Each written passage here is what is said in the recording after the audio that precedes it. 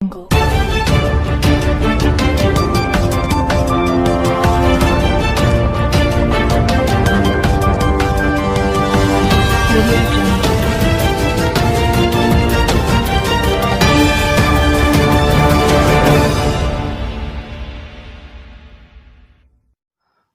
वालेकुम। HHM news में आपका इस्तकबाल है।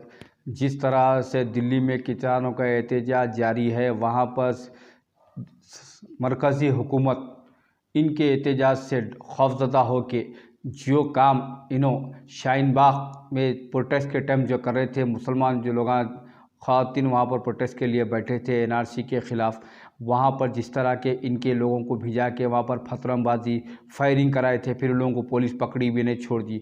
आज वही पैंतरे फिर आज किसानों के ऊपर जो ना ये मरकज़ी हुकूमत आजमा रही है। 26 जनवरी के दिन जो लोग लाल किले पे झंडा लगाए वो भी लोग ये बीजेपी गवर्नमेंट के लोग हैं। इनकी फ़ोटो नरेंद्र मोदी के संगात, अमित शाह के संगात फ़ोटो पूरे जो है ना चैनलों पर बता दिया गया। इसके बाद भी जो है ना वहाँ पर पुलिस का डर दिखाए, कहीं केसा बुक करने किसान लीडरों के ऊपर कोशिश करा गया। वहाँ पर जो है ना जो किसान छोड़ के चले गए थे, वहाँ पर फिर रिटर्न वो किसान वापस आ गए दिल्ली बॉर्डर पे। वहाँ पर प्रोटेस्ट के लिए 1.5 से 2 लाख किसान आ चुका है। तो यहाँ पर बीजेपी गवर्नमेंट इनके कुछ वर्कर जो गुंडे हैं बीजेपी के, ये लोगों पे किसानों पे फतरमबाजी कर रहे हैं, आके गाली गलौज कर रहे हैं कि इनका रास्ता जाम हो जा रहा, प्रोटेस्ट ख़त्म कर दो। ये कौन करता है? एक आम आदमी तो ये काम नहीं करता। आम आदमी को मालूम है प्रोटेस्ट करना राइट से, एहतजाज करना राइट से। किसान अपने हक़ के वास्ते वहाँ पर अब अपने घरदार को छोड़ के जो ना आज जो ना 66 दिन से वहाँ पर बैठे हुए हैं।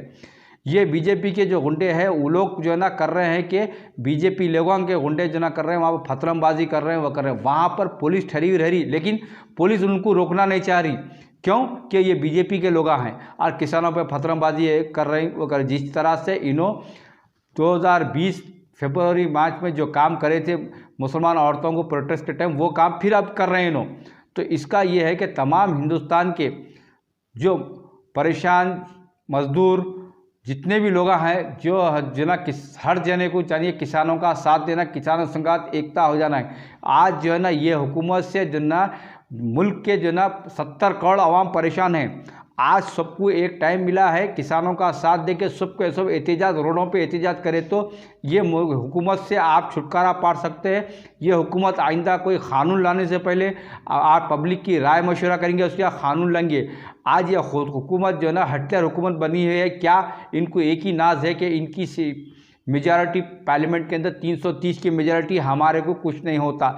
लेकिन इन्हें देख रहे 330 की मेजॉरिटी इनकी कितने साल रहेंगी? 2024 तक ही रहेंगी। 2024 के बाद 330 जाके इनके 30 हो जाएंगे। तो आज तमाम हिंदुस्तान के लोगों को ये सोचना चाहिए, किसान अपने लिए नहीं, हर बाशिंदे के लिए जो है ना एहतजाज कर रहे हैं। सब लोग आज जो है ना आज किसानों का साथ देना है, किसानों के प्रोटेस्ट को जो है सब जो है समर्थन देना है। ये आप देखिए, ये पूरा कानून ही हटेगा, बिना हटे इसमें कुछ नहीं होने वाला। अब मैं आपको समझाता हूँ, शायद आपको समझ में आ जाएगा।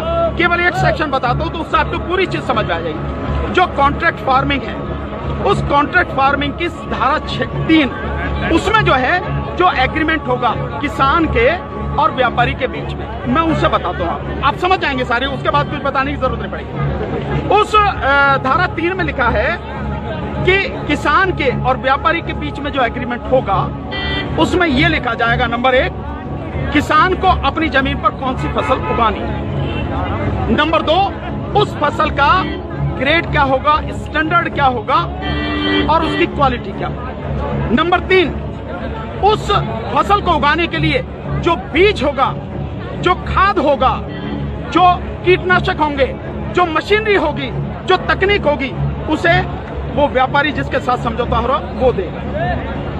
इसके बाद उसी एग्रीमेंट में लिखा जाएगा इसकी कीमत क्या होगी। जो फसल उगाएगा, जब फसल पक के तैयार हो जाएगी तो किस कीमत पर व्यापारी खरीदेगा, ये भी लिखा जाएगा। साथ में ये भी लिखा जाएगा कि इस फसल की कितनी बार चेकिंग होगी। तो बोते समय, फसल जब बढ़ रही होगी उस समय, और जब फसल कट के व्यापारी खरीदेगा उस समय 3 समय उसकी चेकिंग होगी। अब मैं आपको समझाता हूं, एक बहुत मोटे से उदाहरण से समझो। ये मानिए कि इसके कानून के हिसाब से पूरे देश की जमीन पूरे देश के जो किसानों के पास जमीन है उसका जो व्यापारी हैं उनसे एग्रीमेंट हो गया। व्यापारियों से एग्रीमेंट होने के बाद सारी जो फसल है वो कहां जाएगी? व्यापारी के घर में। इसका मतलब ये हुआ कि सरकार के पास खरीदने के लिए एक दाना नहीं बचेगा।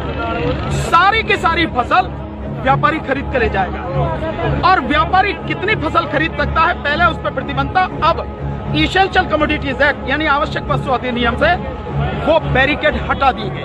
यानी कि जो एक लगा रखा था बैरियर कि इससे ज्यादा नहीं कर सकते, लिमिट लगा रखी थी, लिमिट वो खत्म कर दी। इसका मतलब व्यापारी जितनी चाहे फसल खरीद के अपने गोदाम में रख सकता है।